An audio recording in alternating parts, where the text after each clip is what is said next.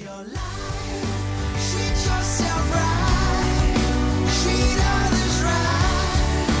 Live like you know you should. This is life. Fight the good fight. Fight for what's right. Welcome back to Roy on Rescue. I've got another email in asking for a few more details about how to do a head-to-toe exam, and if I could read into it, why to do a head-to-toe exam.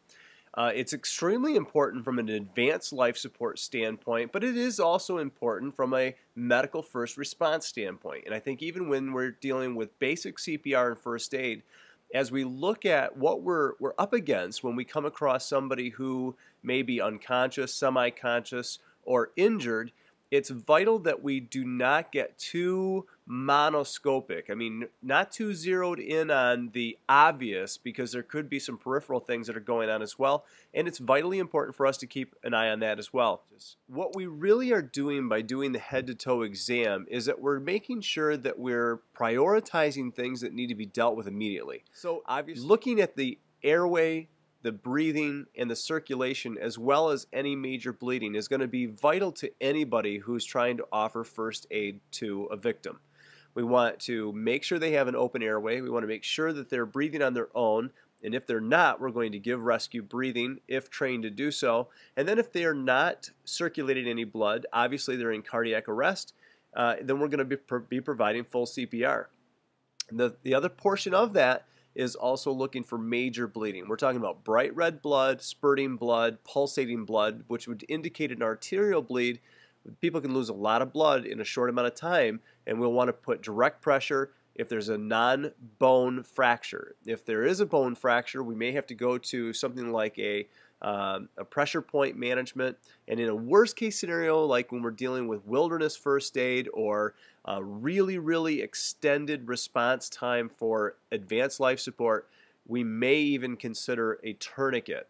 But again, that's life over death, life over limb, and that's never in the first option box. It's always the last ditch effort to try to save a life. In many cases, direct pressure, elevation above the heart, will usually maintain a great blood clot and stop most major bleeding. In all the years that I've been on the ambulance, I don't think I've ever had to use a tourniquet to stop a major bleed. And if it's internal bleeding, a tourniquet's obviously not going to help anyway.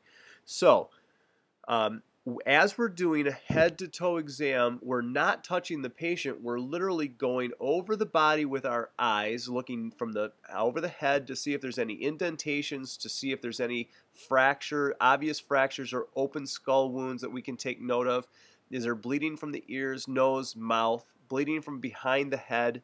Is there any pooling blood behind? So we don't have to touch. We can just kind of look around the patient and see if we see any of this stuff.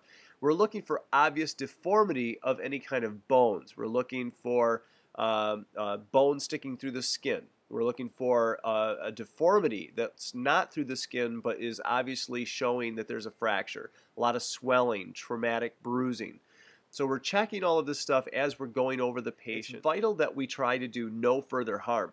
And again, what you're really doing as the first aider, the CPR provider, is not so much checking for all of these advanced injuries so that you can actually try to treat them yourself, but more so that you can reveal that to the dispatch system or to the arriving emergency medical service providers that are coming to help.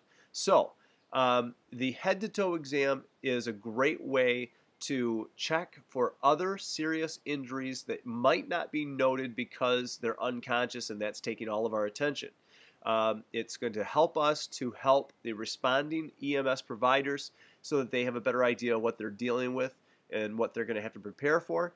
And then lastly, one great thing I love about the head-to-toe exam is it's a great way to double check a child or a friend, especially during athletic events, to see if they're hurt or see if there's things that they're not feeling, but we can see it before they just jump right up and return to play. So it's a really good it's a good policy to follow, that whenever somebody falls, gets hurt, even if it's minor, just do a quick head-to-toe exam. Make sure there's nothing that we're missing. Make sure there aren't any angulations or deformities. Make sure there isn't any major bleeding or problems like that. And then we can begin asking the person, if they are awake, how are they feeling?